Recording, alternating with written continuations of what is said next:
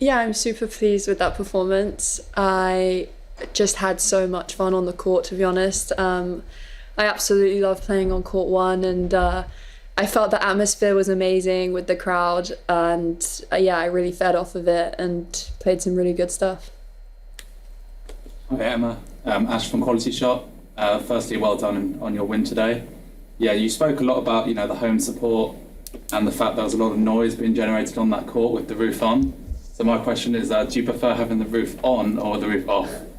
I prefer having the roof on, probably, because I think the sound is just amplified, and it's like a concert hall. It's really, really nice to play in, and an amazing environment, and it's just a lot louder. I think everything, the ball even sounds different when you hit it, but at the end of the day, it's an outdoor event, but yeah, my preference is probably when it's like that.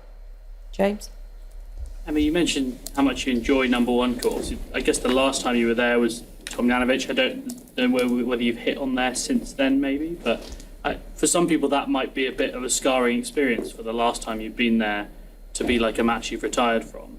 Yeah, I didn't even think of that. I just thought, now I'm reminded. But I think when I think of court one, I just think of that amazing win against Sorana. I think that was, my first kind of coming out into tennis society, if you would like to call it. But I just have such amazing memories from that court, and I think that match in particular, it was the first time playing on a court that size. The crowd, the environment, the feeling of adjusting at the start to just playing on a court that big. So I only have good memories from that court. At the back? And just to say, it's really good to see all the support that you've had today from the British crowd. And also noticed that Romeo Beckham was here to support you, like Ronnie O'Sullivan was for Novak Djokovic, and I just wondered what it was like to have him around as well.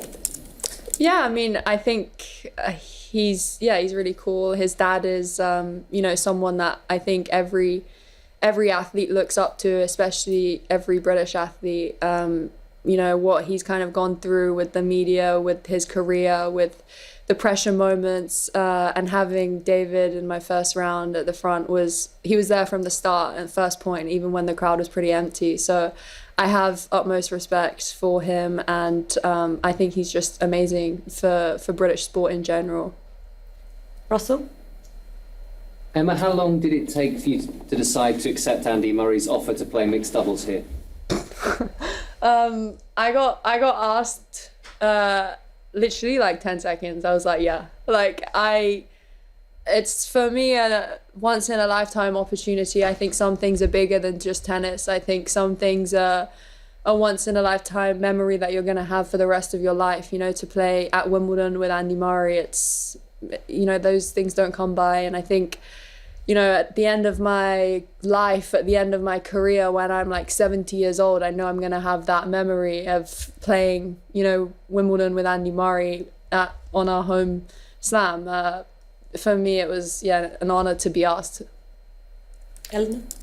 Emma, you play Maria Sakkari next. Obviously, the last time you played her was a pretty big occasion. I just wonder what are your memories of that, and can you take anything from that match into the next one?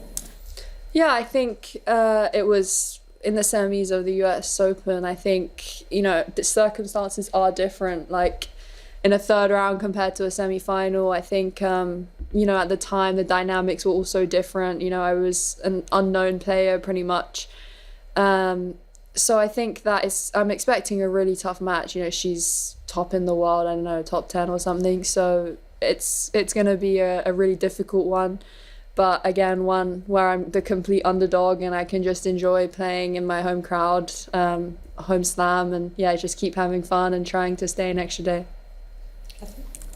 Hi Emma, there seemed a real freedom about your tennis today, the way you were playing out there. Marketa Vondrousova was in here yesterday talking about the freedom that she had playing here a year ago and how she's been trying to find that again over the last 12 months. Has that been a quest for you as well, to try and find the freedom in your tennis again? And do you feel like that's something that you have refound? I think it's a really difficult challenge. I don't think it's something that clicks overnight and all of a sudden you have the freedom. I think it's a a process that you have to give and take. Sometimes you feel like you're taking a few steps forward and then you take a step back, and I think that's normal with any progress. It's never really plain sailing through it. I think certain matches this year I've played with a lot more freedom, and then others I've been more tentative or, you know, more passive. And I think as long as I'm trending in the right trajectory, then I'm happy and moving forward. Sean Nimble, Guardian.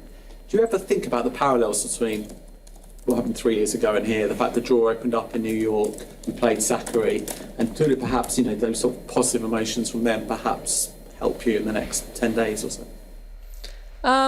I think, you know, I forgot which press conference, but I saw Rafa come in and, you know, the journalists were asking, oh, what if, but what ifs don't exist. And I think you have to just take every moment as it comes and deal with the circumstances, because it's very easy to get caught up in, parallels or what things that have happened in the past, but no situation is the same and dynamics are always changing. So I think for me, I'm just trying to stay focused on what I can do today, taking care of, you know, every minute in my day, and letting the rest flow. Joe? Emma, you characterise your round one match as winning ugly like the England football team. How would you characterise your performance against Elise Mertens? I'd say I enjoyed it. I had a lot of fun, and I think that when my character shows through my tennis is when I play my best. So I'm really pleased with that. And honestly, like me following Carlos, it was pretty cool to watch him play, because he has the same sort of demeanor and just enjoyment of the sport. So it's just good to follow and watch. Simon? Hey Emma, just going to the mixed doubles again with Andy on court. You said it's been a dream since watching the Olympics. Was that 2012? And can you just expand a little bit on your memories of that? Yeah, I think since you really had an understanding that there was a mixed doubles event and at Wimbledon, it's always been something that I've obviously wanted to do. And then seeing him win silver here with Laura, it was I was so far away from it at that time. It was like a faraway dream, and I think that the decision was for sure made as well for that kid who was like dreaming of this moment. So I think it's important to not lose sight of that, and not let go of those feelings as a kid, or why you started playing sport, why you want to play on these big courts. And it's just a real honor, and I'm just really excited. And Emma, you could tell how dialed in you were in every department today. Would you be tempted to describe that as possibly your most complete individual display since everything changed for you in New York? I think I played very well, but I don't think it was my best match since US Open. I think I've played a few matches that I was personally probably happier with, but of course, today I'm very pleased with, again, how I handled situations. It's always a lot of fun, but it's never easy stepping out onto the massive court and playing in front of the home crowd. It's not straightforward. So I think the way that I handled that, and the first game going love 30 and then regrouping and finding a good rhythm, I'm very pleased with that. But I wouldn't say it was my best performance. Rob, are you going to try and vote before you practice tomorrow? And will you also keep an eye on the general election in the evening? No, I think I'll have a lie-in, and then I'll come to practice. I didn't even know it was tomorrow, to be honest, so thanks for letting me know. Really? What's your hope for Andy's experience in the remainder of this Wimbledon, in the two forms of doubles that he'll be playing, and also the crowd reception? I think I want, obviously, to do well with him. I'm not playing to kind of lose, and I really don't want to let him down, of course. Like that's the one thing that I don't want to do. So I'm gonna be on my best form, or trying hard. Probably be more nervous for that than the singles. But I think, I just wish him the best. I think Wimbledon is Andy Murray, and Andy Murray's Wimbledon. So I just want to see him do well. Further questions? Okay. Oh, we'll take a quick one. So you're playing Zhang Shuai in the mixed double. Obviously that Chinese player, obviously.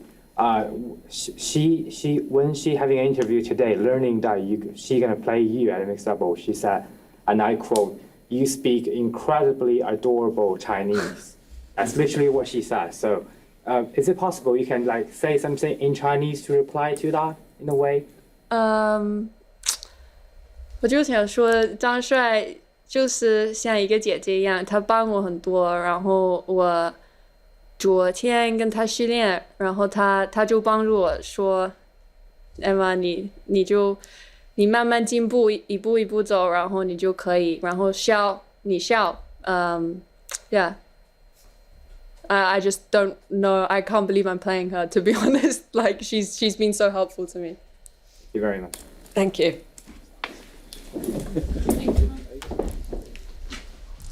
Don't think.